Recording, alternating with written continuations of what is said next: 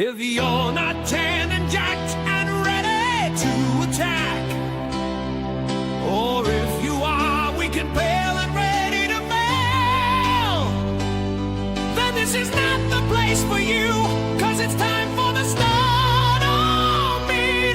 with its gun.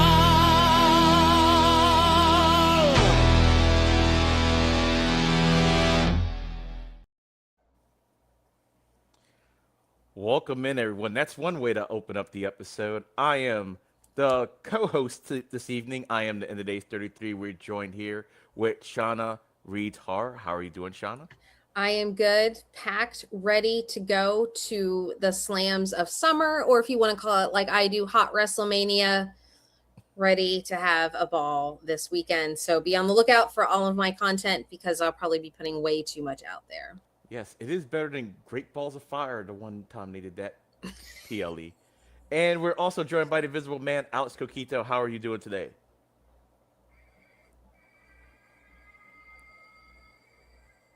Cyrus blew it is crazy. It's like an omen. It's like Cyrus blew it.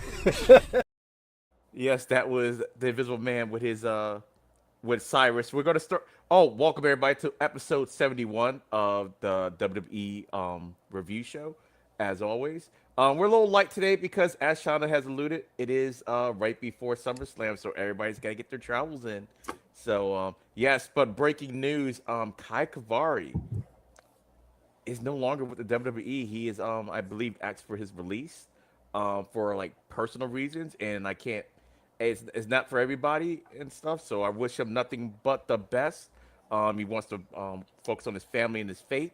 So hey, you can't knock that. You can't knock that. So what did you think about when you heard about it? I heard about it like late yesterday. I know y'all talked about it beforehand, but I didn't actually catch wind of it until after Evolve went off the air. Yeah, I mean, good for him. You know, I think there's times in our lives where we're all like, hey, this is absolutely what I want to do. And you get there and you're like, actually, this is not what I want to do. So, I mean, in his message, he alluded to, he had like a lot of family things. He had some faith things going on, and I think it's kind of weird saying the values aren't there when you have, and I alluded to this on the podcast earlier, like Shawn Michaels and how religious he is. You've got The Undertaker, and of course he's married to Michelle McCool, and we know how religious Michelle is. So just kind of find that. But you know what? If this is his path that he wishes to choose, so be it. We wish him the best of luck. And, if maybe down the line he wants to return, hopefully it was an amicable split. And if he wants to come back, great. Maybe see him on the indies, but wish him the best of luck in whatever his future endeavors are. Yeah, I think he also alluded, like, I think he's into real estate and he can kind of make enough, he can make enough money to live off doing that and everything without the grind, I guess, the traveling. And for me, y'all probably can't tell with the beard. I was actually in corporate America, like, for a little bit, and I realized that the money was good, but it just wasn't for me and everything. So, and I'm retired military anyway, so it's not like I needed to live off of. So I was like, you know what? I get it and everything. It's like, hey, you just want to do what you can do to enjoy your time, and you don't have to really worry about the grind as much, I guess. So, yeah. So I didn't think of it more of the faith thing. I thought of it more like, okay, well, you could make this money and travel and be away from your family, or, for the potential of, so it's like, I get it. And good luck to him in all his future endeavors. And we're going to miss saying Cyrus blew it on the stream, but I did like the name Kai Kavari. And I was actually hoping Kai would actually win a match because I did like his match against Kale Dixon. I always want to say Kyle, but Kale Dixon a couple weeks ago. I don't know if the Invisible Man wants to chime in or not, or if he can chime in or not.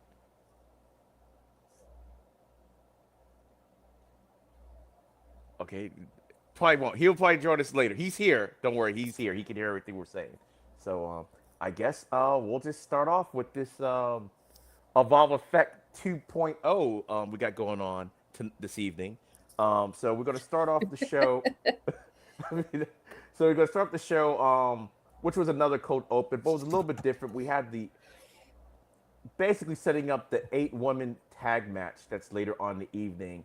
And Shauna could probably talk about this more than I can because I know when I was like looking at it, my mind was blown last week with all the women that's involved. I really lost my mind on the Evolve episode because I was like, wait a minute, who's being replaced? Who's replacing who? Like I couldn't even keep track because I didn't actually pay attention to the graphic. Which when I did pay attention to the graphic, it still didn't make sense to me because I'm like, why was she even on the graphic? Because she was the first person that got taken out. But anyway, basically Zena Sterling came. She's replacing Laney Luck in as the fourth member of, I guess, the good guys, we'll call them the good guys, against Nikita and her faction. So Shauna, what did you think about this whole setup? So yeah, I was kind of shocked by it because we know that Laney's hurt storyline, from everything that happened with PJ Vasa, but we didn't get any like in between. And this is where if they updated the Evolve website and they did things more on their social media, we would, be able to be privy to this. It was just kind of out of the blue. Hey, Laney's injured. So I think this is where maybe we could have had something like, a news report that they always put out, when someone's injured and they're like, oh, they've been taken to medical because they've twisted their thumbnail. And, their fingers has to be in a sling for the next 6 weeks or whatever. Mm-hmm. So that kind of caught me off guard there. Cause I was like, hey, how did Laney get hurt? And for a second I was like, oh my gosh, is she actually hurt for a hot second? So it went to her social media. But I think this also kind of shows that they probably shouldn't trust Xena. She was right there. She was there at the beginning of last week. So I think they need to watch out for her because she was ready to jump, ready to go in on this and the way they had kind of portrayed her before. So I think it's going to be interesting. It was unique to see not the standard cold open we had been getting, like, hey, here's what's happening tonight. So going right into this locker room bit. But I'm always excited to see Thea Hale. I was kind of hoping to see dad mode Thea, but it looks like we have regular old Thea. So kind of excited for what she does down here. But yeah, it was just kind of like, hey, this happened. I'm here now. So I just wish they would have had something either at the end or on social media to kind of play up that Laney was hurt before going into the tag match. So yeah. Yeah, for me, it was actually weird because even though I know they've said it last week, I wasn't even expecting Laney Luck to be in this match to begin with because she got beat down by PJ Vasa. Yeah, and she was in the graphic. Yeah, so that's the thing. I didn't notice. I'm always watching my phone, so I saw the four, but I didn't actually see who the four ladies were. I just assumed it was the four ladies that were there last week. So when they were talking about Xena Sterling replacing, I was like, wait, who's she replacing? Because, all right, we have to go back like 2 weeks before this, where we had Ren Sinclair, Skylar Ray, Thea Hale showing up and Layla Diggs, I think, showing up at the end of the match a couple weeks ago. So then we go fast forward to last week, where we see some of the same ladies, but not all the same ladies that was involved in that segment, because now you had Anya Rune backstage, Xena Sterling, Layla Diggs was sitting there, and I can't even remember who the fourth person was.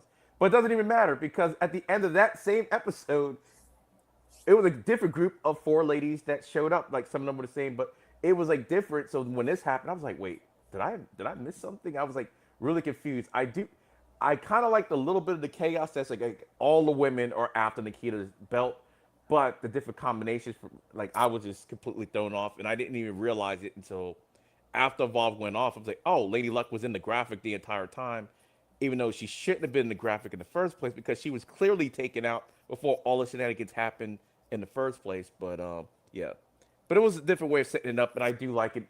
Gabe Sapolsky is really good at, once we get used to an opening, snap like that, we have something completely different. I know. I'm still missing the to be continued at the end. That was the best for those 2 weeks. To be continued. I'm like, someone took a marketing class. I'm like, I thought that was really ingenious. Let's see if the Visible Man can jump in now if he has any thoughts. I do. I'm happy for these four women. Xena Sterling is still a villain to our eyes because of the Kill Bill graphic. Other than that, happy for Thea. I like that Ren Sinclair said at the end, how many of those little bottles you have with you? You might need them. So I'm like, all right, you guys get to just drink your ass away. So that's all I gotta say. Hit the beep, beep, beep. Keep it going, EOD. All right. Oh, and since Ren Sinclair was there, it was also Happy Wednesday. So I'm glad she got to throw that line in because she's been doing a lot. And I still don't know why she carried the belt either, the Speed Championship belt. I'm still confused on that. I can maybe understand the ID title, but I'm still going to go on, like, if the Speed Championship can kind of be carried through all brands, why can't she have the Speed title on her? You know what? my whole theory on that got messed up because I was thinking, oh, okay, maybe they can't take the ID title away until I actually saw the ID title at at the show I went to. So I'm like, okay, well, it's obviously that's not the problem. They can actually take the belt to other shows, no problem. So I really don't know what the deal is. The only thing I can really think of is the fact that since it's taped and they don't know what could possibly happen in between taping. So, okay, in case we have to make a change real quick with the belts, even though it still doesn't make sense because then you would assume you would need to make a change with the actual person too, which I have a theory about why this 8-woman match was the way it was. I don't know if it was a retape or if that was the way it always was because I wasn't at the tapings. But I'm like, it does kind of make sense the fact that Layla Diggs wasn't in this at all, even though she was featured prominently kind of in the storyline. If she can't wrestle, was this always the plan or did they kind of just reshoot this? I don't know. And everything, conspiracy theories like going in my mind about that. No, to add on a little bit more, Renton Claire's title was shown on main event. Like you have the balls to show it on main event, but you can't show it on Evolve. It doesn't make any. It's main event. It's less than Evolve, for God's sakes. Like you know what it has what it Tubi. actually could be? Main event ain't on Tubi. That might actually be why because it's on Tubi. Maybe something about how they do things. Maybe it's because it's on Tubi. Like, because I don't.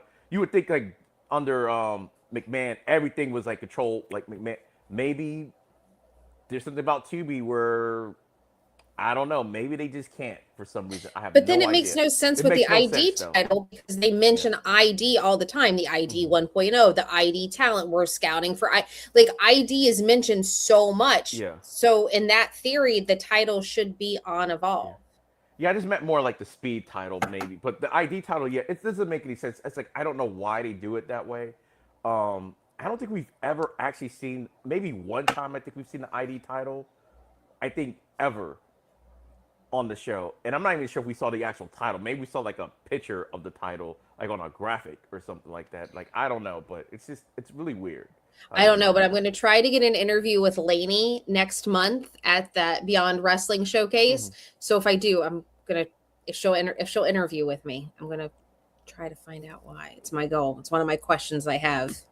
Okay, we do have another question, which goes to our very next segment. Harley Riggins and Tate Wilder. Why is this still going on? And I'm sorry, I just listened to TNA real quick. But why is this story like? Hopefully, this is the end of the story. Like, all right, we'll just take it away. Harley Riggins comes out, Tate Wilder comes out, and yeah, let's if this man wants to do a play-by-play of this match, we go straight into. And here comes a quick play-by-play by Alex Coquito. Harley Riggins does a whisper in the wind. It actually connects. Tate Wilder did a sling blade backstabber combination that was sick. He goes for the moonsault, which I call the revolution. Does it once, it connects. He does it twice, it gets countered. Big Rig does which they call it the shotgun, which is like the GTS pop up to the knee. For the 1, 2, 3, and Harley Riggins sucks on his fingers, all three of them, and no comment. All right, Shauna, what did you think about this match? First off, still my entire, why are we doing this again? Why are we here?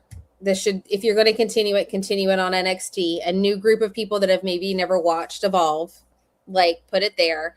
Also, it makes no sense to me that before Tate Wilder gets the call up to NXT, he finally gets his win. He can ride out on a high, go to NXT, and now he's coming back because he wants this match and he loses.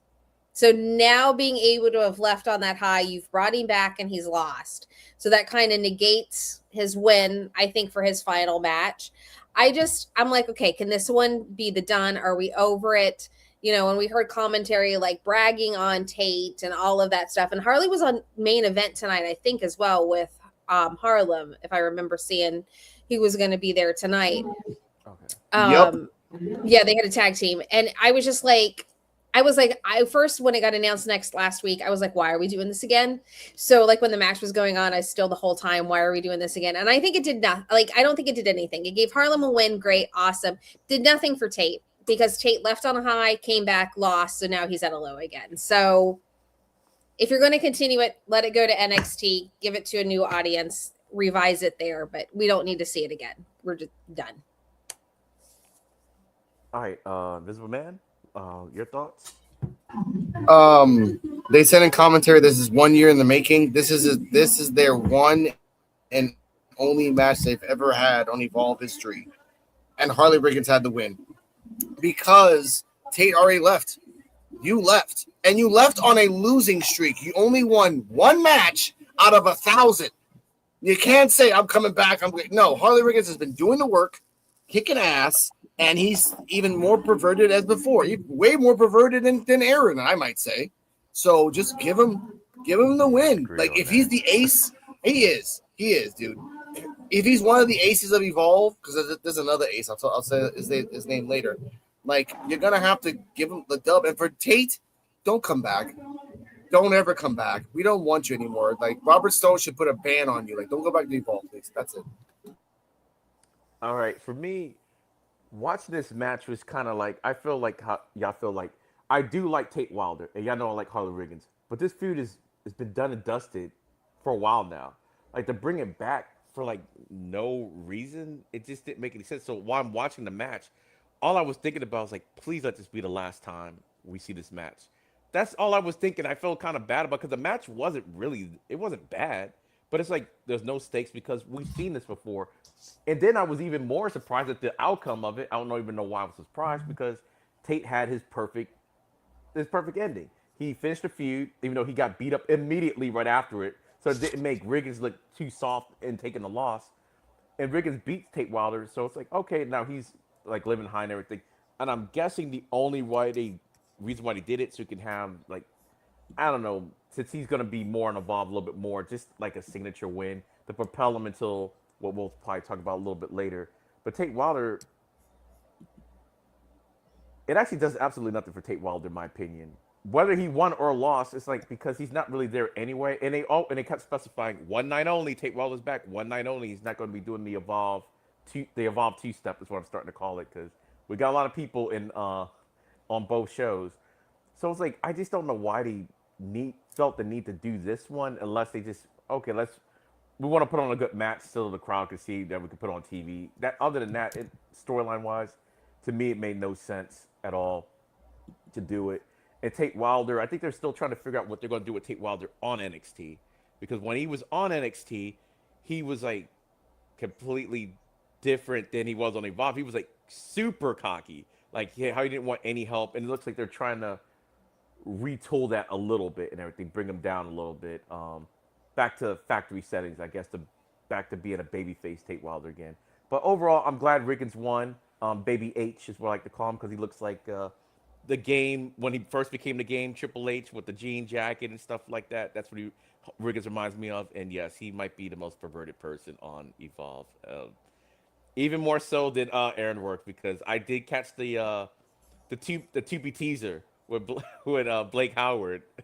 I was gonna park big rigs somewhere. I'm like, No, no, this no, no, Tubi EOD. video. I'll put my big rig into the Evolve Championship. I'm like, all Yeah, right, no, please I'm like, don't. I'm like, Riggins, he's on one, but I like him. He's Disney bully. That's my Disney bully. I'm gonna stick beside him. But anyway, let's see. The next thing I think we had the creep is what I like to call because I don't know. I don't want to call like anonymous evolved person, but did we have like a little creeper back there tuning in on PJ Vasa and Yeah, Sloan Jacobs? They have a name for it on NXT, and I can't remember what they call the Yeah, segments. yeah. It's like it's got. That's why I was like, okay, I don't want to call it the same. But I can't remember what they call it on there. But it's that So no, sly little. it's NXT Anonymous. Like that's what they Okay, just that's called where it, I and was then they like, just forgave it. okay, yeah. So I don't want to call it like evolve anonymous.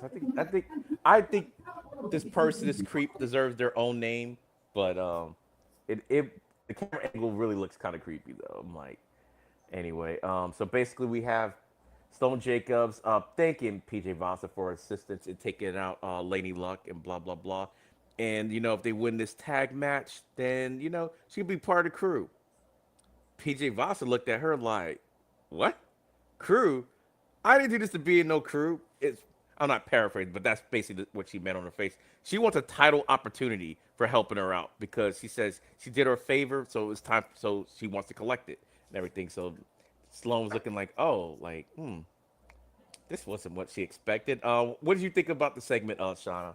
Yeah, I thought it was funny because I thought Sloan was going to be like, oh, hey, I'm going to get another buddy for my bestie, Nikita. And then she's like, oh, she doesn't want to be with my friend Nikita. So I thought that was, because when she like pulled her hand away, like, oh, what's going on? And I think like even if Nikita maybe has in her mind that PJ Voss is on their side, and Sloan isn't like letting her know what she's really up to, I think that could cause some more rift between Sloan and Nikita for her to be like, what do you mean you knew she wasn't on our side? How could you? So I think it's going to be pretty fun. And I think it also is nice to see a direction for PJ Vasa now that she's back, to see her going after the title and her not just like showing up and then disappearing and showing up. So I think it's going to be interesting to see how that plays out, especially since how the match ended up going, how that's going to play out with those. But I think Sloan is going to quickly learn that not everybody is on her and Nikita's side, and so they had better watch their backs. All right, Visible Man. I will say, Sloan Starscream Jacobs is really trying to make a crew that no one wants. Again, no one likes Nikita, so no one's gonna hang out with her except for like Gianna and Veronica and her. That's it. Sorry, Sloan. And it's gonna be Nikita versus PJ Vasa for the future. That's fine. I think they fought once, so this will be the second time. Good for me. Yeah, my whole thoughts on it is Sloan. I don't know what you think. I am glad though they did step because we had a question like, why did PJ Vazzy even attack her in the first place? And I'm glad they kind of answered it. I just did it because I want to shut at the title and everything. I did you a favor, so now I want a title. I'm like, okay, nice and clean. You don't have to think too much of it because it did kind of come out of nowhere. Like, okay, you didn't even attack the champion. You attacked Lady Luck. Why? Oh, I just want to like do her a favor so I can get a title shot. You could just attack her, but I guess it's better to just get a title shot granted to you instead of like having to beat your way into one. So that made sense. And Sloan, yeah, she looked like she was about to get a crew, and yeah, So I like what they're doing with Sloan Jacobs. I really do. It was just so funny the way she like you said, she really thought she was gonna get a friend. Like, oh, we're building up someone I could talk to and everything. Because the way she said it was like almost like, oh, you play your cards right, and like PJ Vazza had any inclination of ever joining your championship group.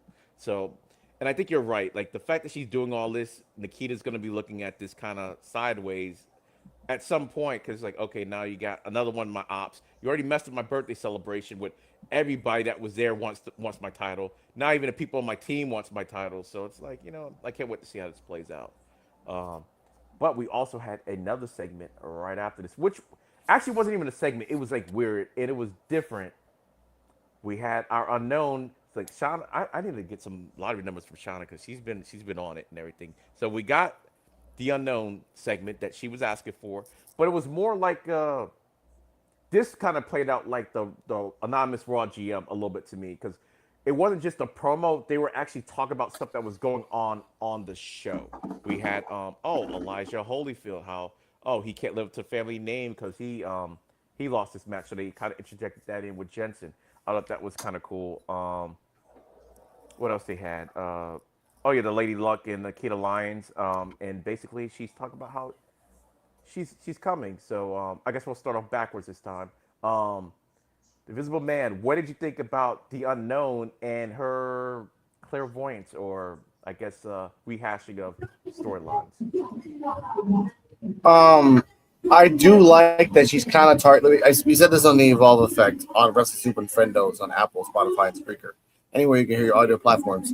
I do like the unknown is targeting Lainey and Elijah, making me feel that those two are going to be on a losing streak, and then she recruits them. Like, hey, you've been fearing everything else, all the luck. How about you just join the unknown and see what happens? And that could be like a weird, dark group. But I like that she kind of like predicts things. It's weird, but it's something new. and it's coming. She's coming soon. Hopefully, because I said this to Shauna, this is the last set of tapings. One next week is tapings number 2 of the second set. So I'm like, all right, come on, we're gonna see 4 new episodes, a whole new storyline. Let's see what happens. But for the unknown, she's scaring me, and she hasn't even moved a muscle other than standing there. Awesome. That's all I gotta say. Shauna? She reminds me of the Watcher in Marvel because she's just there. She knows, she sees what's going on. She's talking about, like, that's what she reminds me of. Like, because she's just like, in the way they're presenting her, reminds me very much of the Watcher, which I think is very interesting. So it's going to be unique to see, is she going to be a dark character? Is she going to be supernatural? Is she going to, like, where are we going? Because I think we all kind of assumed dark and spooky, but then after seeing some of the other segments, it's like, oh, is she just going to be supernatural? What's she, going to be? But I'm excited we got another segment. I'm just waiting for her to show up. I want her to just show up, like she's just there, like no introduction, she's just there, like she just poof, she's in the ring, or poof, she's in the audience where she wasn't.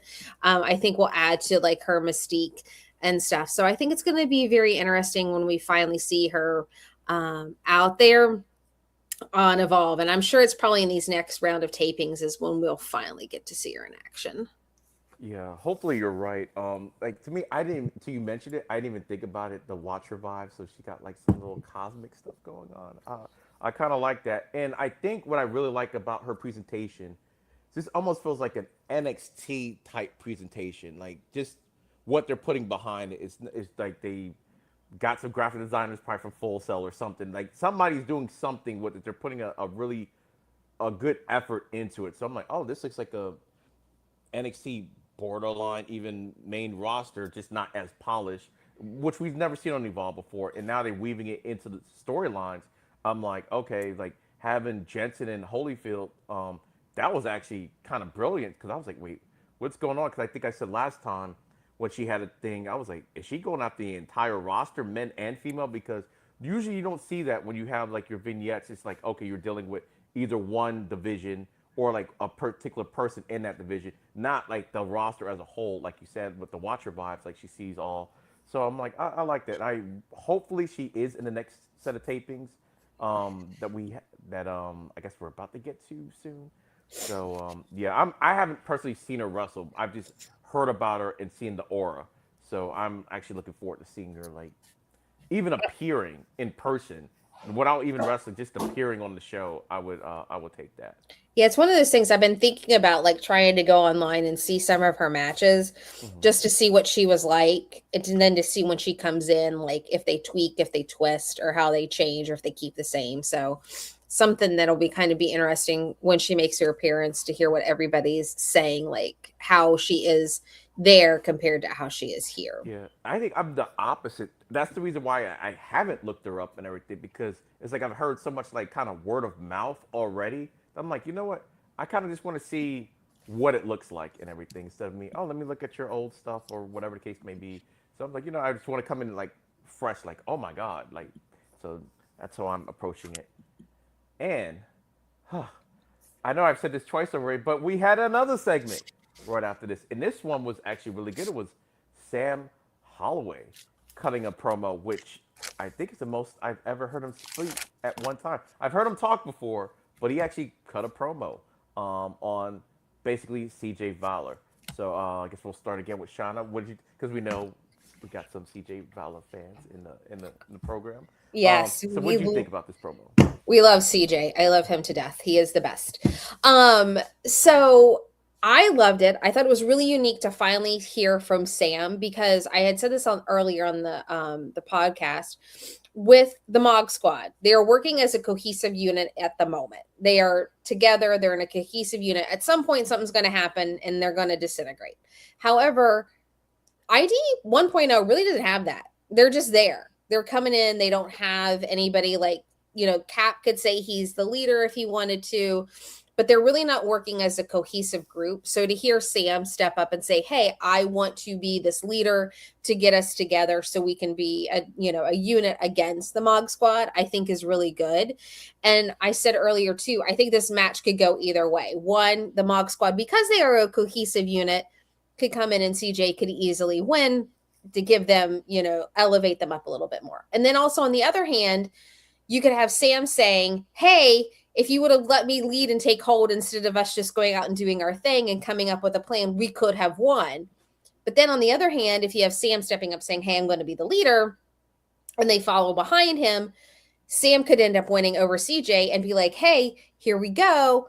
Cohesiveness. This is what happens when we work together. And if we start to see those more of that heel turn potentially for Cap that's kind of being teased, could that turn Cap against Sam because now Sam's taking over that leadership? So I think that match next week could go either way. And I think Sam's promo set up some really interesting dynamics within the 1.0 squad. Invisible Man? I called Holloway versus CJ Valor Godzilla versus Mecha Godzilla because it makes sense. They're both insanely powerful. Shauna had like 3 other hands, so you have 3 hands in the table right now, and that's fine. I will say, I hope CJ Valor wins because again, Holloway can win this outright, but again, she just said it herself. The Mock Squad's going to be out there.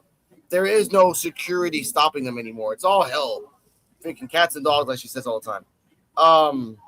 I have some breaking news, EOD. When we get to Thatcher's announcement, tell me, okay? Okay.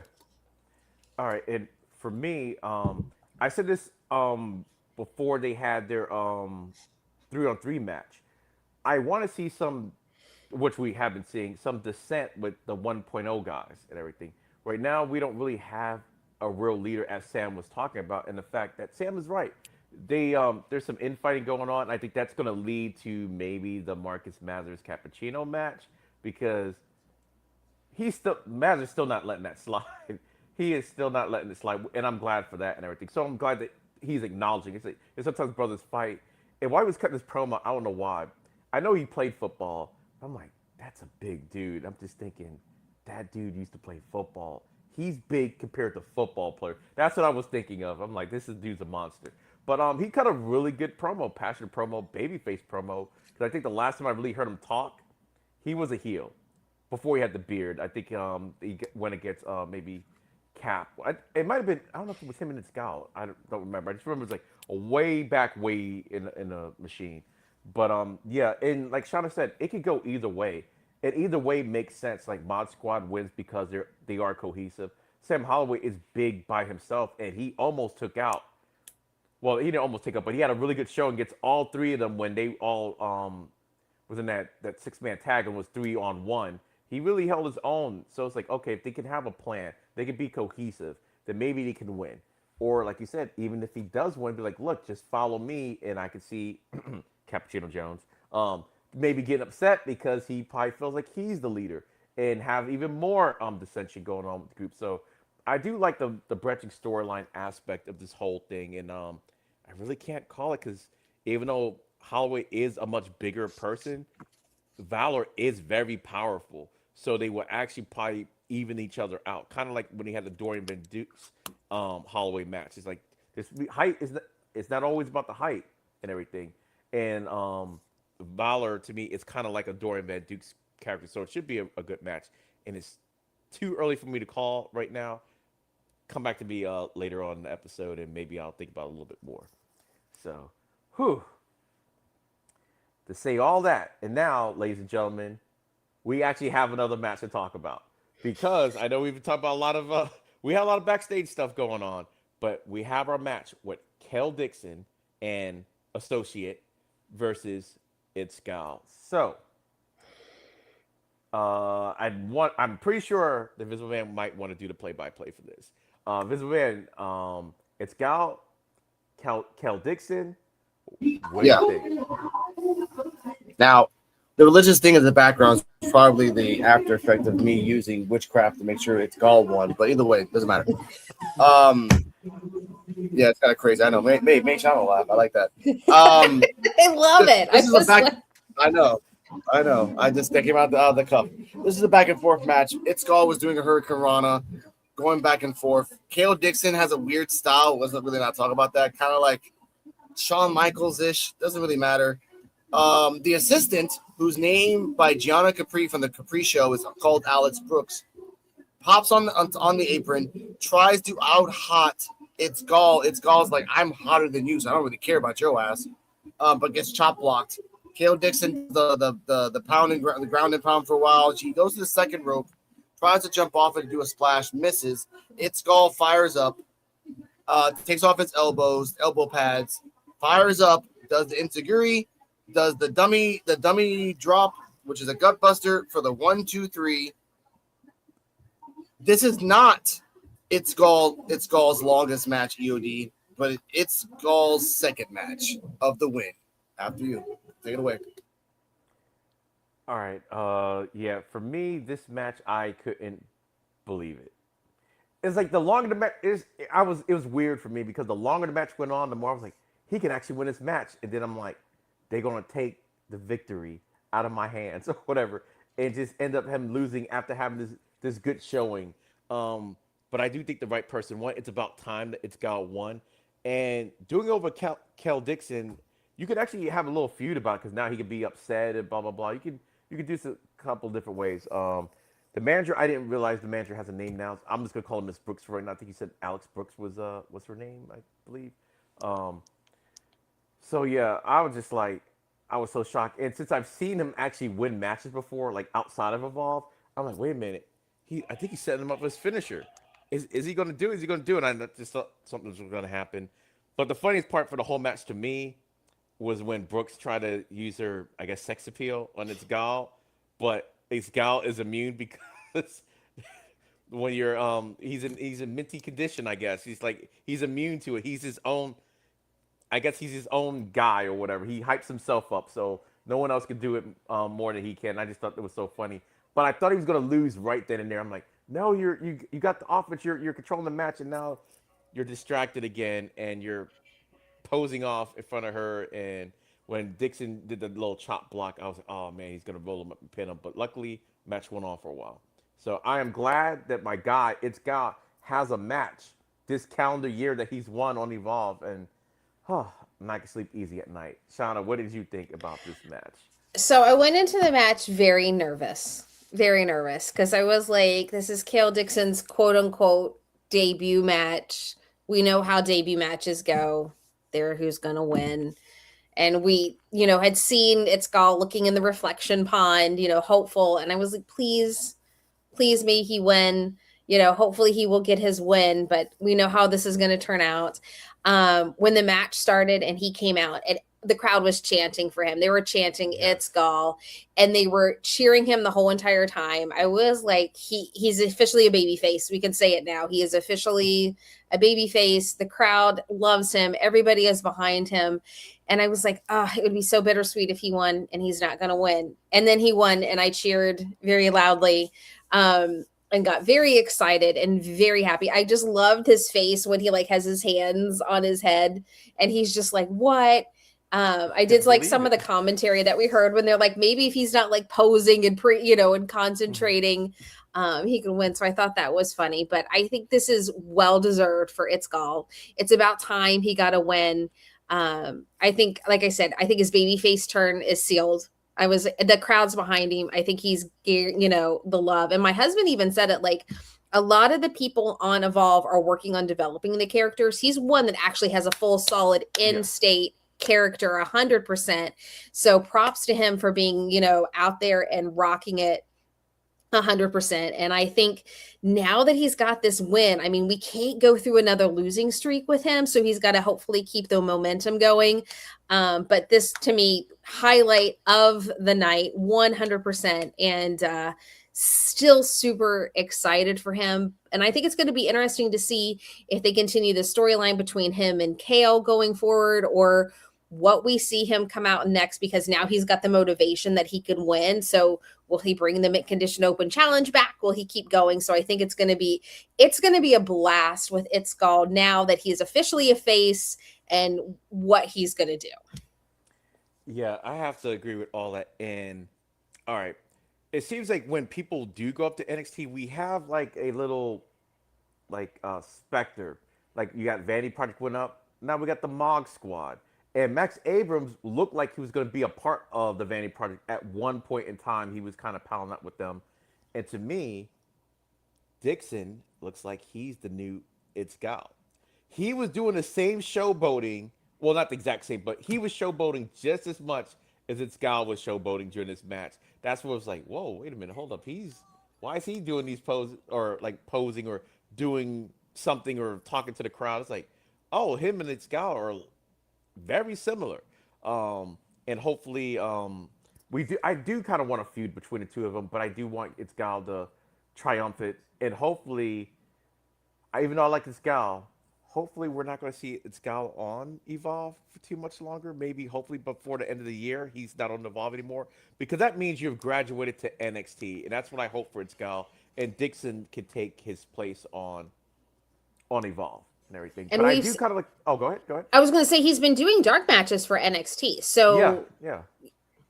So that's always a good sign and everything. He's still doing the in-pista, but he's doing dark matches on NXT finally.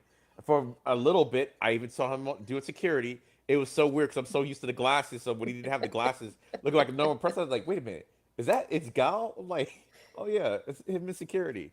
So yeah, I was super excited for him to win. I couldn't believe it. I think the Invisible Man saw my live stream and my face on it. I was just like, almost holding my breath when I saw him get ready to go for his finisher. I'm like, oh, this could be it. This could be it. I'm like, 1, 2. I thought something was going to happen, but he ended up winning. And finally, and he looked so surprised, and the whole crowd was behind. And I like the fact that the crowd was really into it also. They really wanted him to win. That was like the best part. So, yeah. So that made my night. Because I really didn't think, I was like, look, they teased me too many times with a win. I'm like, look, I can't believe it until I actually see it. At 2, it says 3, and the hands are raised. That's what I can believe. So now I can say Itzgal can win, and now hopefully he goes on a little winning streak. And I guess before we, because we talked about Kavari earlier, because Dixon did face Kavari in his kind of first match kind of deal. So I want to wish again Kavari happy trails again, because I was rooting for you. I thought you had a good match. That was a good match with Kel Dixon and Kavari and everything. So if you ever come back to wrestling again, if you want, hey, we're rooting for you if you do. If not, hope everything works out for you. But all right, let's go to the next thing, and I can already guarantee it's gonna be a segment. Hold on, what was it? Oh, that's what it was. It was the promo. We got a Shido Ash and Victor promo, and that's what that was. So we'll just go ahead and we'll get Shauna's thoughts on that. It was just literally like, hey, hi, here we are. This is who we are, and we're like, we know who you are. And I'll still say it till whenever. They should not have had they should still just be causing chaos now. So this was just basically them saying, hi, this is who we are. We're here. We're gonna go terrorize people. Yeah, we know that. It wasn't anything great. It wasn't anything spectacular. We kind of had already gotten that promo with them before, so it just kind of felt like a rehash. It wasn't anything great or special.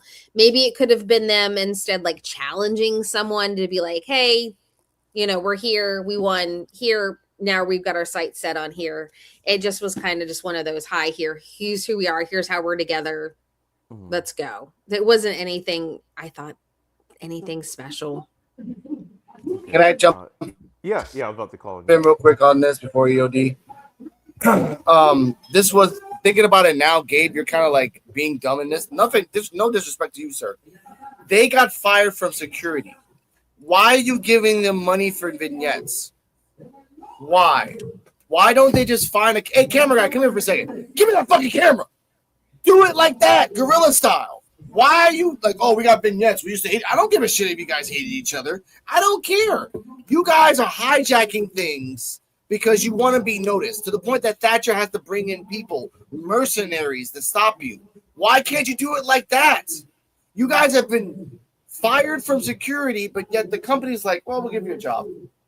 What? That's all I got to say about that. All right. For me, the way I thought this promo was, I thought this promo could have been fine. It felt this is what this promo felt like. Okay, if they would have did everything that Shauna said, raising hell, blah blah blah, then do this promo as in okay, now we're here. I think it could have worked because this is basically almost like a promo for people you haven't seen yet, that you haven't seen yet, and you'll say, oh, like we're arriving soon because I don't like to do that Vera Mahar thing that it's coming because that's coming. But the like we're gonna arrive soon on Evolve, blah blah blah. That's what this promo felt like, except that you've been here. You already had matches, so it's like it was like okay, learn about them, like you said. Okay, I didn't know they didn't like each other because I couldn't tell based on their interactions before. Like so, it's like all right, whatever. So I just think the promo. I think they should have did what Shauna was saying, raise hell, or even combine it with what Alex was saying, raise hell, blah blah blah. Oh, you want to cut a promo? Hey, pull a Grayson Waller, just grab the mic or grab the cameraman, cut your promo, blah blah blah. Then once all that's said and done, when they have no choice but to put you on the roster, then you could have done that particular promo like, oh, we're finally here. We did all this stuff to get here, blah blah blah. They ought to give us a chance. We just had to take it by force, this opportunity, something like that. So, yeah, the promo was all right and everything. It just, I don't know. I think they dropped the ball on it. Just the order of the promo itself was okay, but not in relation to the story and what we've seen from these guys before. If we didn't see them at all before, this promo would have been fine. It's like, okay, yeah, they're going to arrive on Evolve soon. That's what it felt like to me. So, that's just my 2 cents on that. So, but, where's Coach? Oh, yeah, Coach. I think Coach changed his schedule, his new working schedule, because of what I'm about to talk about right now. We had, but also Alex is probably happy about this because we had an interview segment. We had Rizzo, though. We still know Trio Martinez. I don't know if he's still on Evolve or not. I believe he's still with the company. But I'm gonna watch for him this weekend. Yeah, actually, SummerSlam, he will probably be out there at SummerSlam. But we have Rizzo talking to Jensen. Shauna, Shauna, if you see him, just say this sentence. Alex Coquito sent you away. Remember that. I will. Okay. I have like a few people I'm keeping my eye out for to try to interview. Like I'm gonna bombard people. Like I'm gonna be one of those, hey, do you watch Evolve? Like, why don't you watch? Like I'm gonna try to break out of my normal like content zone and try to be out there. Gonna try.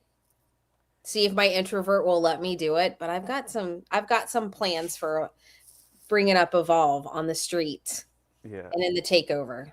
I always have an excuse to like, well, I don't have anybody to hold my camera. So, because I want to do interviews, but I was like, I don't feel like bothering them and everything. I make my husband do it. So. And then I'm like, is your thumb in the photo? Because I have a picture with Simon Miller and I had to crop it because his thumb was in the photo. Oh.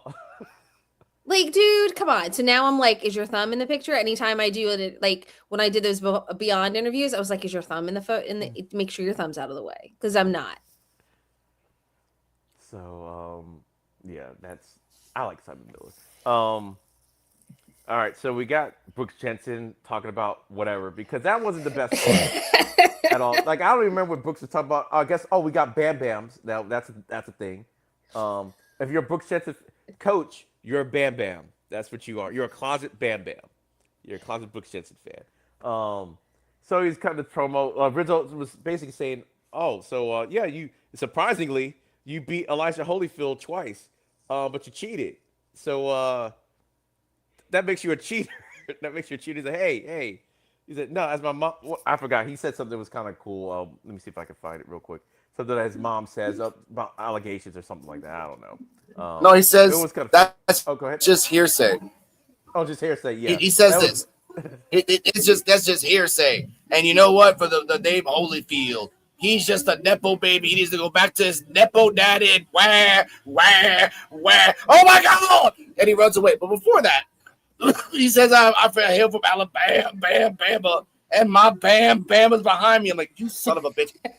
check out the Evolve effect. Shauna's face was like so disgusted. I watched back and I'm like, motherfucker.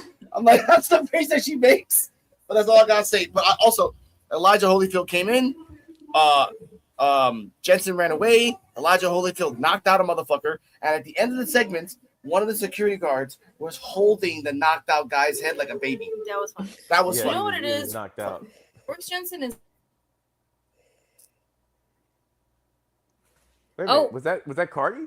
I know. She started to talk and then we lost her.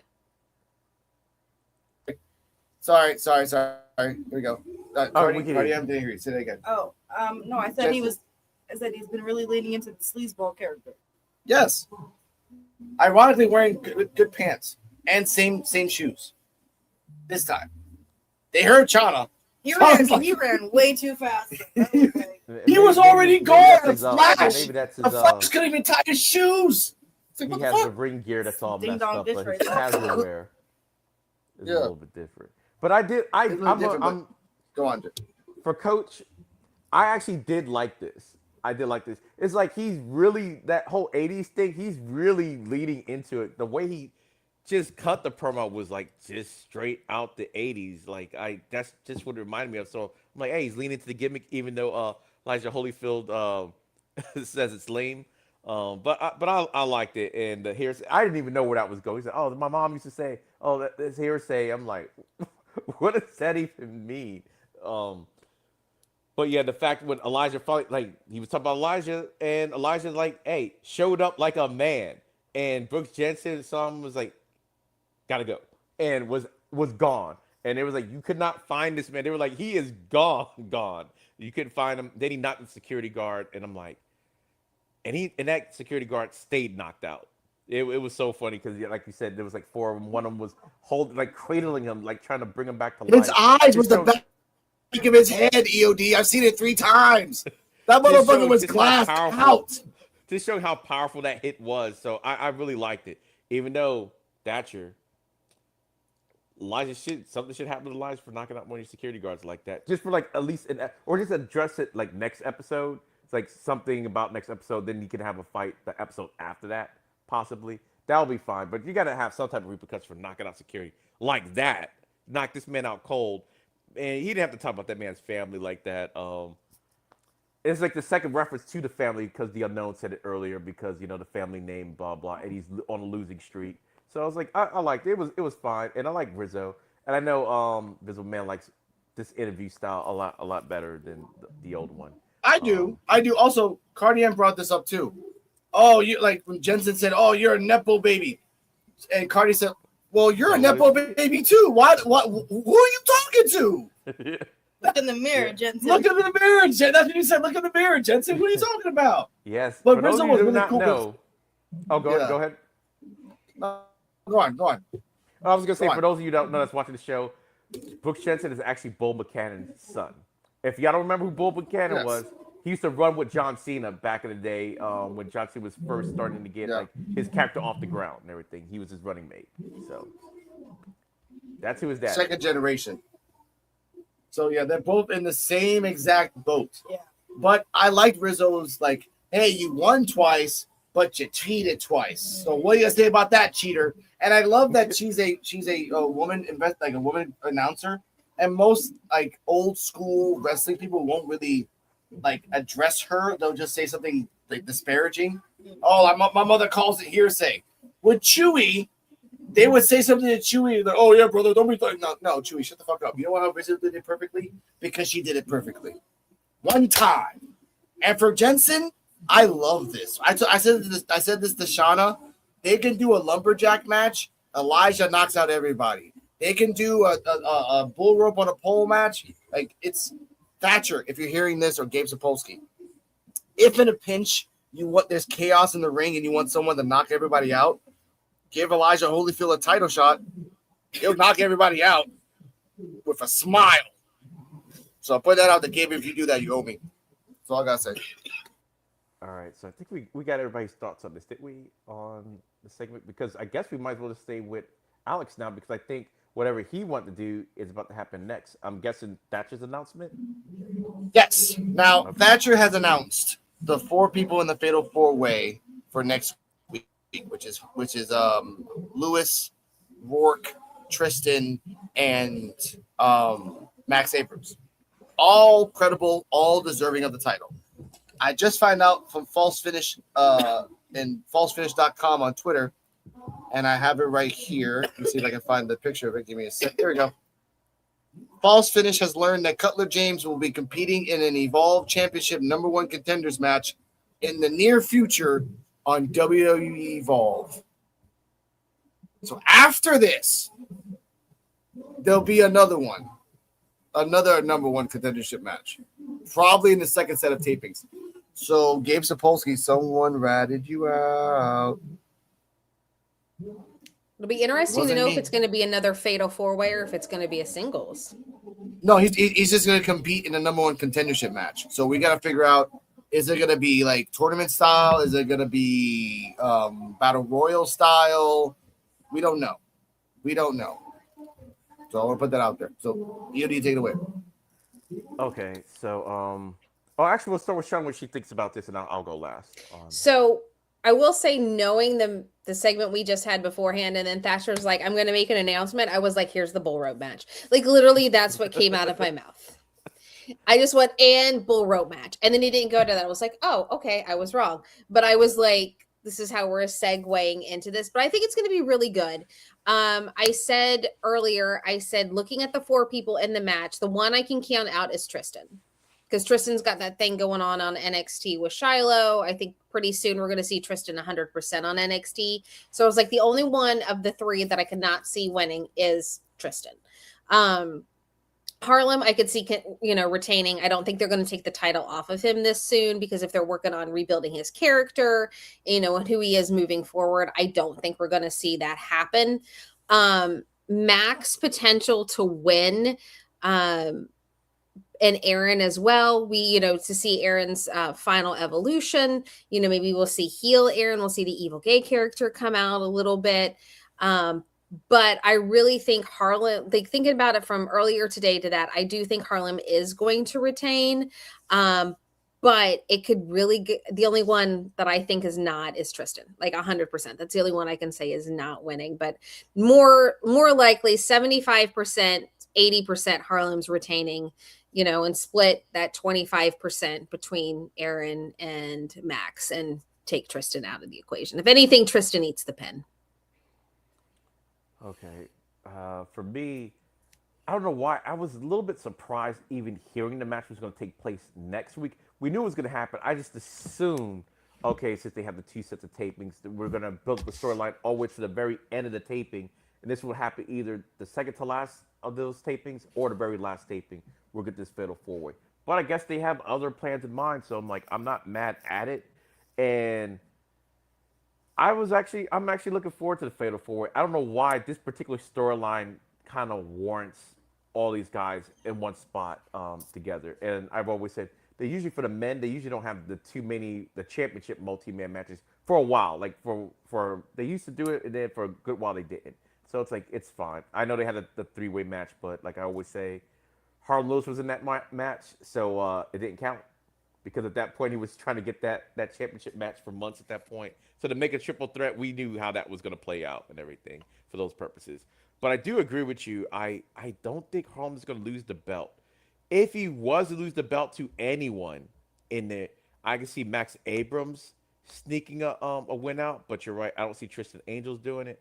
And for some reason, for Aaron Rourke, I just think they got something else planned for him and everything. It just feels like, because right now, the way he was the champion, he kind of doesn't even need the belt and everything. He kind of established how he was a good champion, blah, blah. I think the only thing they would probably do now is do the evil character. See if he could do that here. So introduce that on Evolve. Kind of the way they did, I know it's going to sound weird, how they did Braun Breaker. Before Braun Breaker was called up, they made sure Braun Breaker could do each thing. He could be a face, heel, and do comedy. Because the what was it, the Wolf Dogs, that was some good stuff and everything with him and Baron Corbin. And I always thought he was he just looks like a heel. He doesn't look like a baby face, but that's the role they put him in. He's fine at that. Did the heel. So I think they're going to do that with Aaron Rourke before they goes up to NXT. It's like, okay, let's see this heel character. kind of like we're getting with. I think Cappuccino's been talking about too. I think he's even called himself Dark Roast now. I think I saw that on social media. I think either today or yesterday. So I was like, wait, Yeah, he's been what? like dark roast brewing or like dark Yeah. like something like that. I've seen it a lot in his posts. Like he'll have like dark roast Son Yeah. of a brewing bitch. and stuff like that. He'll have that a lot. Yeah, I was like, wait, Dark You Roast? better give I us think he that actually, acknowledgement, Cappuccino Jones. We made that for you, bro. Don't be I think doing he that. actually Oh, addressed no, Gabe in one of the posts that I saw talking about Dark Roast. I was like, oh, okay, I like that.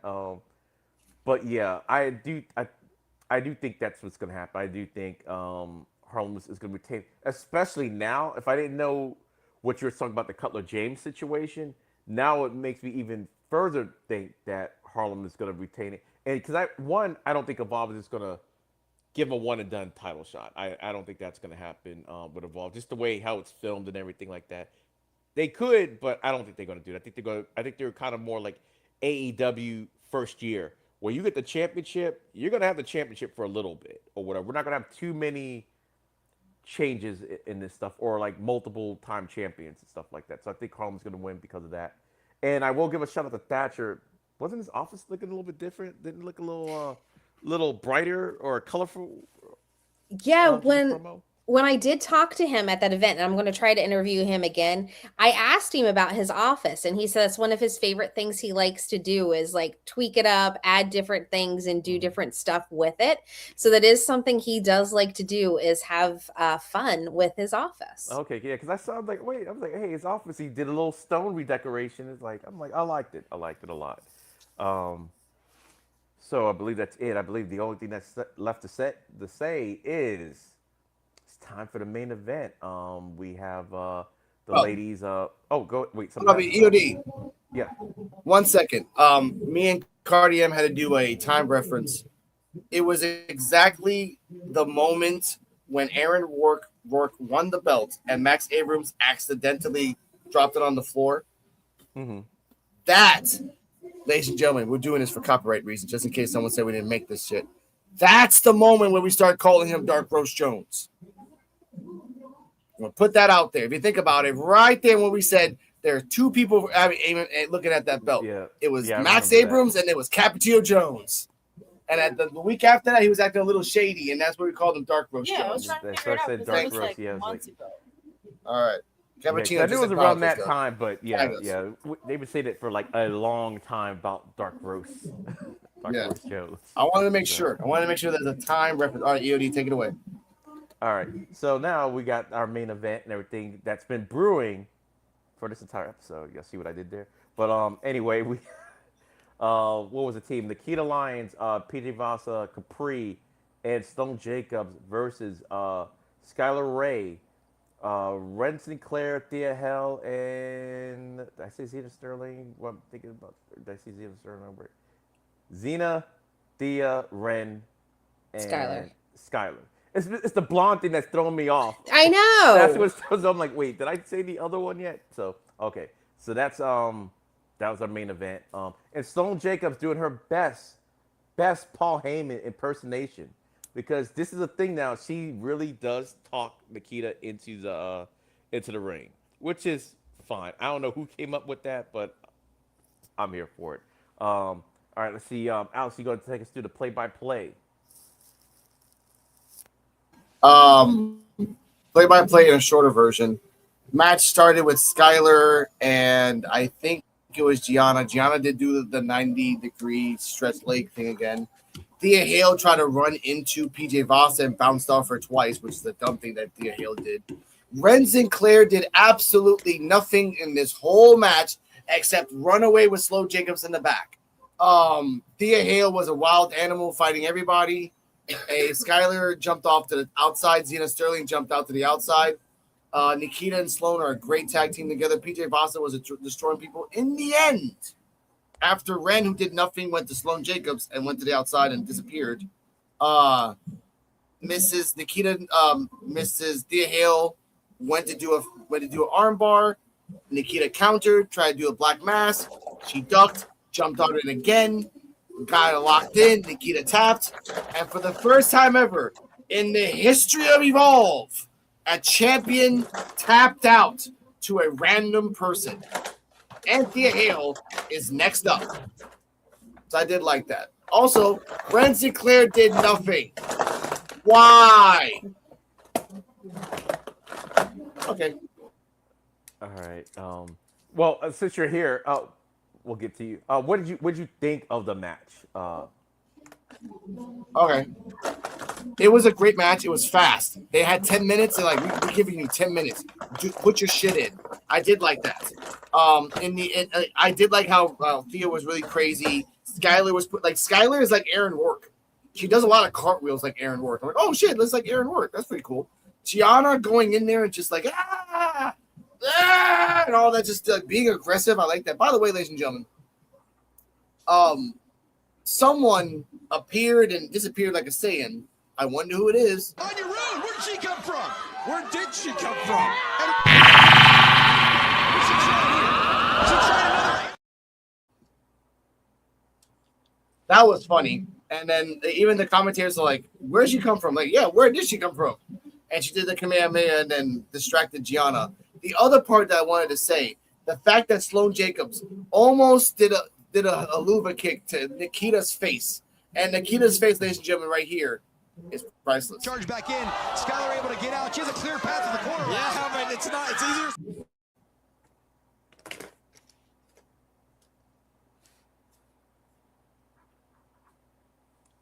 All right. Yeah, that was wild. I'll go because I see Shauna's do it. I'll get. Yeah, go on. I do my Yeah, I was writing a note.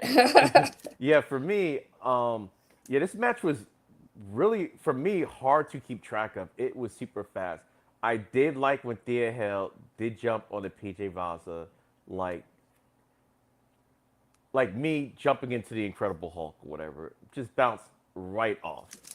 No effect. Like PJ didn't even move. She just bounced off of her, and I just thought it was so funny. I'm like, the fact that Thea is like a former, as they mentioned it, former North American champion. She just decided to jump on somebody from Evolve to no effect whatsoever. She just bounced. I just thought it was super funny. And you're right. Until you start talking about, like, yeah, Ren didn't really do a whole lot in this match. I did like when Anya Rune comes out. I just like Anya Rune. I like the whole character, the gimmick. At some point, I don't care if they make it into a dream sequence or whatever. She's got to get one of those moves off. I want to see the whole special effects to it. I want to see all of it. Just one time Evolve. Get to me one time, and then maybe she wakes up. It's like, oh, it didn't really happen, but I need to see that. I was surprised, though, at the ending of the match, though. Not so much that she tapped, like the way she tapped. She tapped like her life depending on it out of that Kimura.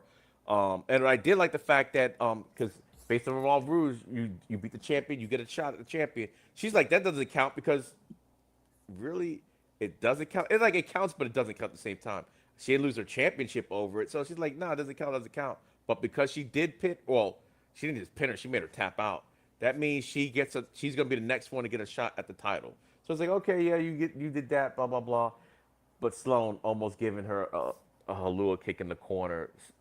Looked like she just offended Nikita Lyons. Her face, she was so offended at the whole idea of it. She was like, I just loved the reaction to it. She oversold it. I loved it. I still don't know about this run though, with her title, because it doesn't feel like she's really having a title run. It just feels like they're just throwing a lot of stuff at her, because we haven't really settled on. Looks like we're about to settle on a Thea Hale thing. They did mention Wendy Chu again. They did say, "Where's Wendy?" So Wendy's gonna come back at some point. This is the second week. They don't. Especially if you're not going to be there like that anymore. They're not going to mention you. Maybe once, but not twice like that. It's like, oh, where's Wendy? Like, oh, she could have been the person that could have filled in, but no one knows where she's at. They mentioned no one's seen her since she's lost that match. So it's like, okay. So Wendy Chu's looming. Almost to the point where I'm wondering did these tapings and the TNA tapings happen like roughly around the same time? The way I'm looking at it now is like maybe she was off doing that, and that's why she couldn't be here for this. I don't know.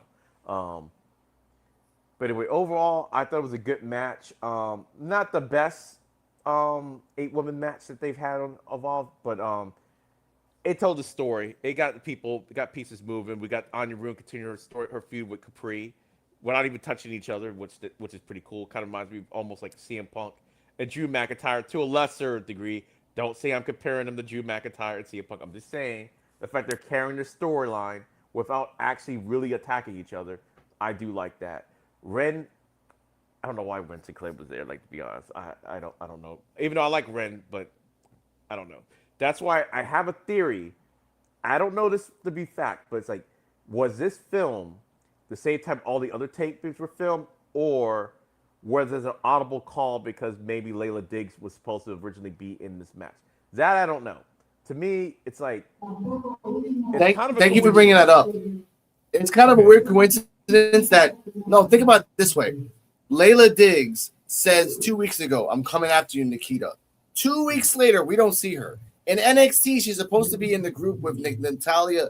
Nope. They're just calling each other the Dungeon Dolls, 3 Blondes. I feel that Gabe had, like you said, had to pull an audible, like, look, she's hurt. We don't know how long she's going to be hurt. So we're just going to take her off the board for now until later, which is fine. Yeah. I respect that.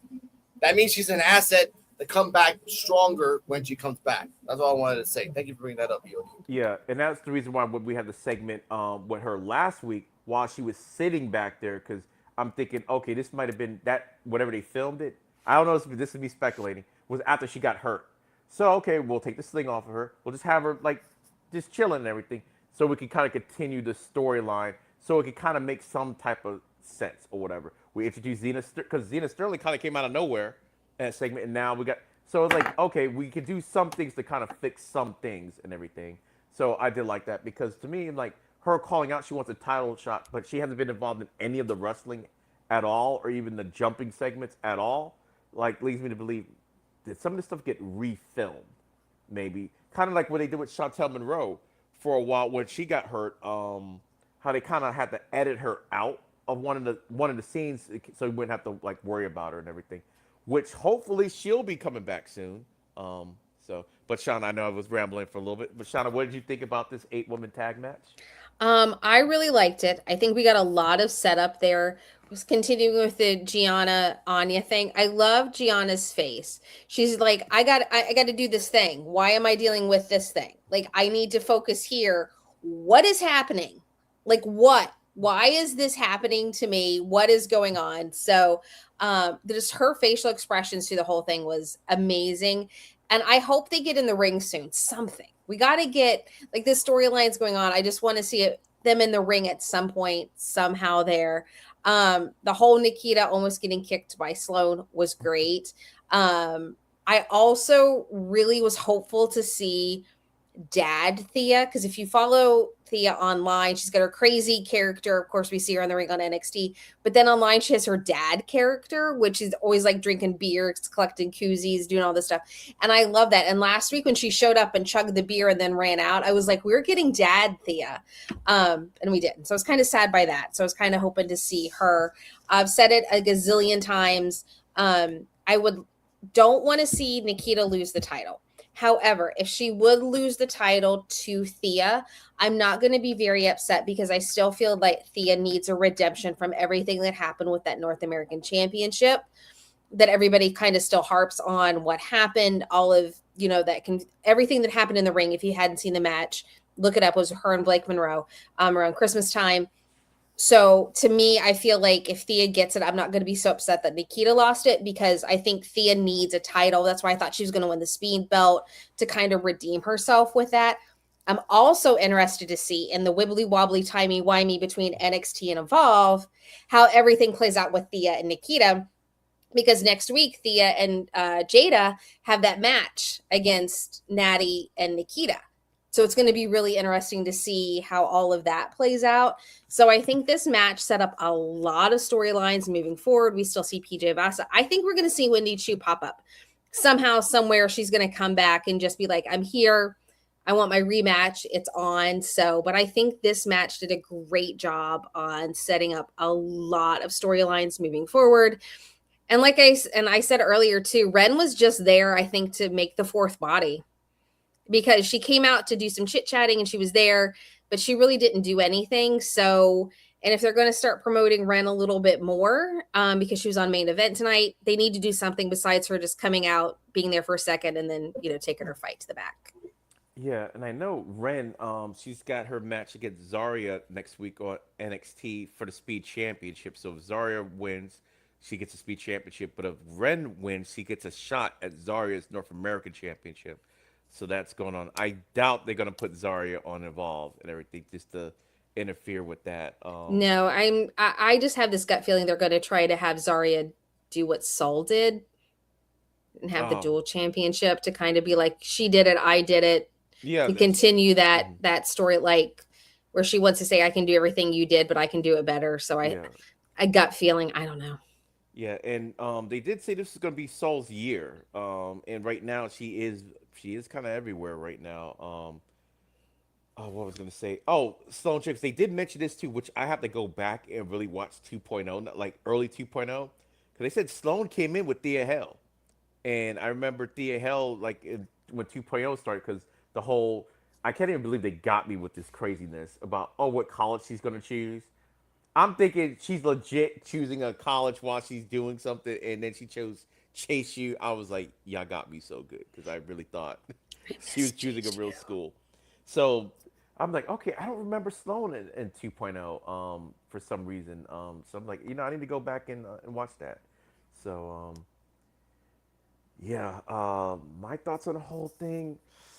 I do agree with you. I do think Nikita should retain the title. If she was going to lose to anybody, I guess Thea Hell wouldn't be a bad choice to lose it to. But I do wish she has like a real title run, because I think Nikita needs it more than Thea needs it. Even though Thea, I don't know what the disconnect on NXT is with Thea. The fans like her and everything. We want to see more of her, but they got such a backlog, and I think it's all started. We're gonna go way back because we got plenty of time for this episode. I blame Julia, I blame Stephanie Vaquer, and I blame Zarya, and to a lesser extent Jordan Grace, because at that time, instead of all the homegrown people or homegrownish people they were getting all these outside people and interjecting them into the main event picture, which kind of kept the other people that was already there that you were trying to build up down a little bit. And I think they never really got out of that backlog until like the JC Jane thing last summer. And then she ended up. I don't even think I want to even mention JC Jane too much, because Alex Coquito hated that idea with a passion. What was the hashtag? Not my champion. Like, I was fine with it, but I remember Not my champion. You hated. Oh man, it was for weeks. This went on, and I think eventually, he just had to I guess he's just gonna have the championship for a while. But I get what he was saying. But it's like, when all these people came, it's like, okay, you got all these people from outside the company coming in taking titles, basically. So it was like Thea was up there, Jada Parker. They were like you always can see with the women, especially with the women. There's always the top tier, then you have the next ones up. So when they leave, then you fill in the vacuum. And that kind of didn't happen. Even like right now, Jada Parker's still, even to a lesser extent, even Kalani. I would have thought Kalani, even though she's in that main event picture now, but she hasn't even had a title yet. So. And Kalani was one of the 4 NXT women that were in the Rumble this year. Yeah, and she's the first ever North American champion ever. So it's like, Kalani. In fact, the only reason why I don't think of it too bad for that is because you don't necessarily need to beat a NXT Women's Champion to have a really great main roster career. That's the only reason why I don't harp on it too much, because I really think Kalani shouldn't even be there right now. But I get it. You have to have stars and everything. I think that's the reason why Jada Parker was there, because Jada Parker, say what y'all want, she is super popular on NXT, and with all the ladies leaving, you still want people to watch the show and everything. So sometimes, almost kind of like a Bailey effect. Everybody went up, Bailey had to stay and everything. Okay, I think I'm getting a little bit too far away from Evolve now. But anyway, it happens. So we heard the rumors about Cutler James and everything, and Shauna is going to do everything in her power to muster up Saquon and its scout. I know, right? Now that they're there, I still want to. It was Alex's idea, and going to manifest it and run with it. Like I'm going to think it'd be a great pairing because Saquon, as we saw going a little into NXT, he was still looking for friends. You know, Romeo was like, let's go again. And Noam was like, no, let's back off. But he's still looking for friends to take down Dark State. So we'll see. But I am going to also be manifesting and looking for Evolve people this weekend to get the website updated. Yes. And get some ideas. It can't possibly be that hard. It can't be. No, and my big thing with it is if you look at the last date, which was June 11th of 2025, the second post under that is talking about Jackson Drake winning. Drake. Mm-hmm. You know, so it's like we've had 2 new men's champions since then. I think we've had 2 I didn't go too far back. And if you're watching, my big thing is if you're starting to watch NXT or you are watching NXT and you're seeing all of these Evolve talent come up and they're talking about Evolve and they're on both and people go to look at Evolve to see, hey, what's this about? Who are these superstars on here that I'm seeing on NXT? And there's no updates. You're not going to get people interested in the other program to tune in to watch, to be like, hey, what's happening? What's going on? They say this person's pulling double duty. What's happening on the show? There's nothing there. And it's like, if you want to promote all of this Evolved talent on NXT and really be like, this is the future of NXT, then you have to make the product that people go to look it up, you know, as what it is. Like most of the graphics I'm getting from Instagram, from the superstars themselves, I know. X, you know, when they do posts, but then they really don't, you see the updates with Blake, but that's about it. And it's like, you can't, if you want to have this developmental program that's the future of NXT and these new superstars, you have to put time into the product that they're working on to get the people interested in at the start. If you want them to be interested in these superstars, you have to, if they go to look them up and about the programming, there has to be something there that's going to keep, because the people are just not going to tune in and watch. Oh, it hasn't been updated, so it must not be on anymore or something. That's just my rant. Yeah, because we're content creators, so we're always looking for this stuff. But like, just as a fan, because I remember when Evolve first started,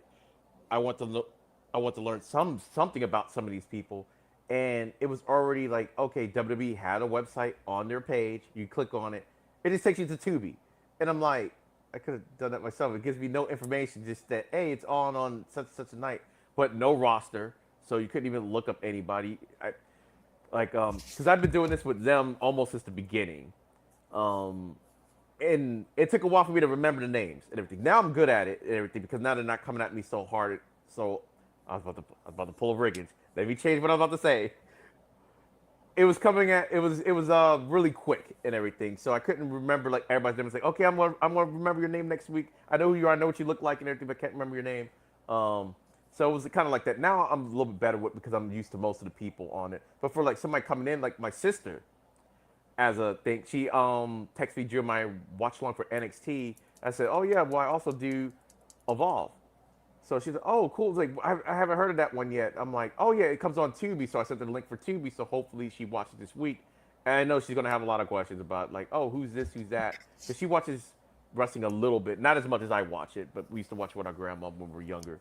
So it's like, okay, how you introduce somebody to the product? You want to at least, I don't know their name? Because you might remember their face. So you could go down the page and like, oh, okay, this is this person's name, blah, blah, blah. But if you don't even have a roster page at the very least, I mean, at least give us a roster. I mean, I know they got to do the same thing with AAA because they turned their whole website into just a merchandise website now. So I'm the same way with AAA. I'm like, oh, who's this person? Who's this person? And I'm like, I can't find a roster really for everybody. So, yes, y'all got to get on the ball with the updating. Just, even if y'all don't update the website, at least update the roster. Just put the roster up just so we can know who each person is. And then tell them hey, check out content creators like the Evolve review show on Thursdays on YouTube, or the Evolve Effect. Like I said, we have they give this stuff. We have our photo op on Saturday with HBK, and I told my husband, I was like, we get like 5 seconds, so you got to think what you want to say, you know, because the photos are so quick. Yeah. Because I asked him, I was like, did you want to do a photo? Did you want to do an autograph? And because we're flying, he's doing a photo. He doesn't want to bring the winged eagle to have him sign it because he's like, that's just too heavy. And in the suitcase, totally get it. And I'm like, okay, we'll do a photo. I was like, so you got like 5-6 seconds. I need you to think about what you want to say because you got 5 seconds with the man. And he's like, I'm going to be too starstruck. I was like, good. I'm going to ask him to have somebody update the Evolve website. I was like, you gave up your shot. Yeah, we definitely need that, and a lot of people start to get into, especially when you talk about Evolve, what like you said, the crossover. It's like, okay, we want to, okay, well they're on both, so let's watch both of them, and that's what I was saying again with those championships. Maybe it's something with Tubi in and of itself, because I'm like, WWE, the one thing WWE is going to do is promote. So it's like, for Evolve, like, unless you're watching Tubi, you don't know anything about it, really. You The can't even website's get Evolve there. merchandise. Yeah, there's no merchandise. Vanity Project didn't get their merch until they got to NXT, which was kind of criminal. Um, I guess Peter Vaza must be selling her stuff herself. I'm guessing because she stayed with the new merch, and I'm like, man, where's she? Yeah, we got It's Gall. My husband got his It's Gall shirt from It's Gall, Yeah, from selling Let's it. Go. Yes. Yeah, yeah. Yeah, and I don't even understand. Masa, Not having the Evolve logo as a t-shirt. I looked it up and it was all the Evolution shirts, and I was like, I got those when I went. I don't need those. Mhm. I need the Evolve shirt. And I'm like, you mean to tell me you're not going to put just $24.99 and slap it on a t-shirt and sell it? Yeah, Like, yeah, come just one on. logo T-shirt. That's enough, and everything to start off. And I get with the ID guys, maybe you don't want, because like you said, he's still in the independent thing, so he's got his own merch and everything. But yeah, I got to do something. Yeah, I got to eventually. I mean, even NXT had to start off with the NXT T-shirts at some point before they started giving them merch. And still, even on NXT, not everybody's got merch on NXT. So, but I'm like, yeah, let's wear an Evolve shirt for goodness sakes. Like, so we want to come out there to a taping or whatever the case may be, or even a show. If we're wearing an Evolve shirt, then somebody might be like, oh, what's that and everything. Then you can start discussing, because as you go up on the main roster, I learned this by going to that that thing they had last year for Memorial Day, where they had was NXT. It was main event, Battleground, and they had Monday Night Raw, and then they canceled NXT because I guess they were embarrassed about the ticket sales, because I bought the 4-day package that got turned to 3. I'm there, and a lot of people was only at Battleground because it was cheaper to get the 3 tickets instead of getting a 1-day ticket to one of the other events. So a lot of them didn't watch NXT. So I was like, oh, I'm there, and I'm like, they're asking me questions about it. I'm like, oh yeah, it's really, really good. And then you get there, you see the crowd. NXT crowd is different. Just like Evolve crowd would be different than a main roster crowd, because the further you go up, the more people watch it, so more casual people watch it. So the hardcore are watching at the lower level, so you just see the difference in the crowd. And I just wish they just promote it more so people can talk about it more. Just be like, what's that? That gets a conversation started. Or, oh, who's this guy? Like Yeah. Sean Legacy. I didn't know Sean Legacy until Evolve. That's my guy. Sean Legacy is my guy. Or what? It's Gall. I was like, I didn't even know how to say his name correctly. I'm like, it's Gall. I'm like, wait, how do you say that? I thought it was It's Gal at first. I was like, It's or Gal. What the gal. heck is It's that? just that I like complete sentences and everything. So I'm like, what's a gal and everything? It's Gal. Wait, that's his name. That's how you say it. It's Gal, like the Crow. And so like stuff like that I had to. I'm like, oh, then he grew up. Then eventually he grew on me just by watching him week in and week out. And we can't say it's because he was winning matches. It wasn't that, just his personality. He got his gimmick over. Keanu Carver, they know Keanu. Well, I kind of vaguely knew Keanu Carver from Level Up.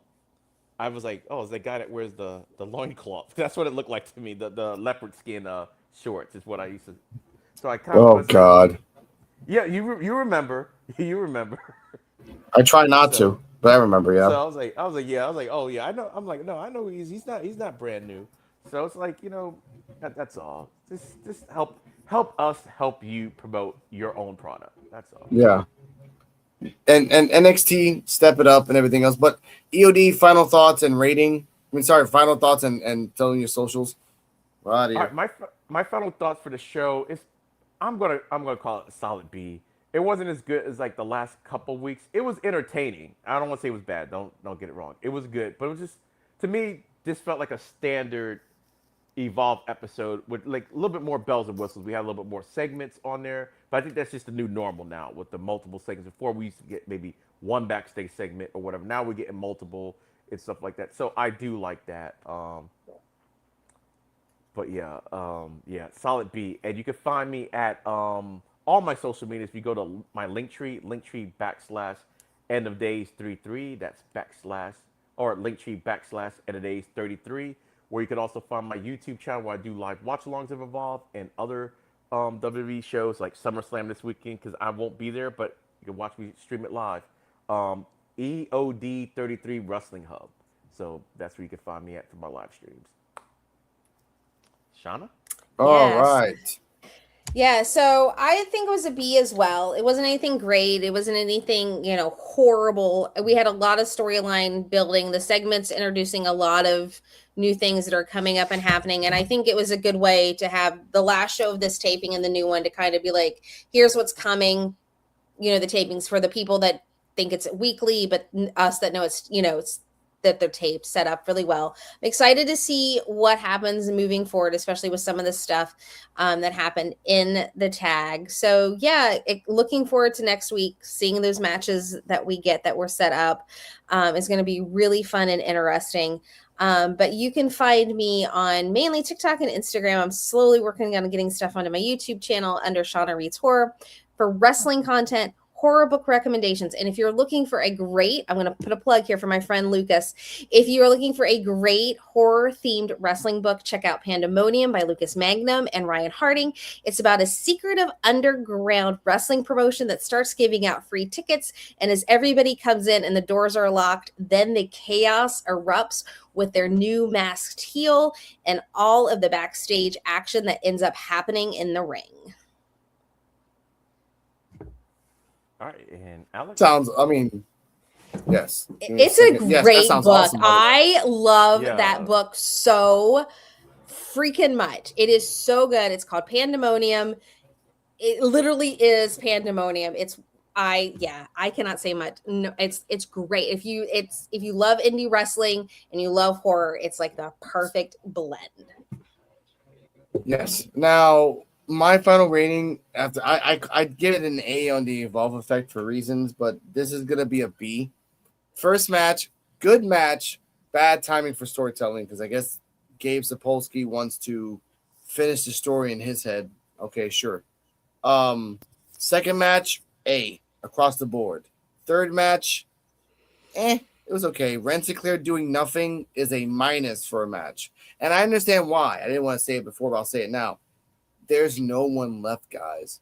If you really think about it, at the moment of tapings, Darcy's gone. Chantal is not really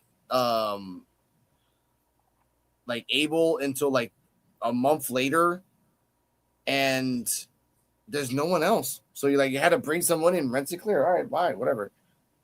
B for me. And also you can find me on Rican Reactions, RICAN REACTIONS. I just found out that the video interview I did with the woman that knows the guy who got unalived at the beach is now been picked up by CBS and Bing. I was like, oh shit, that's kind of badass. Shout out to that. And you can find me on PUWF Wrestling on YouTube. We talk about NXT Evolve. Saturday, we're going to talk about what Grayson Waller really said. How deep is the implications? Because it goes deeper than just what he says. He's telling the truth, and he kind of exposed his own brand that he's in. So let's talk about that on Saturday.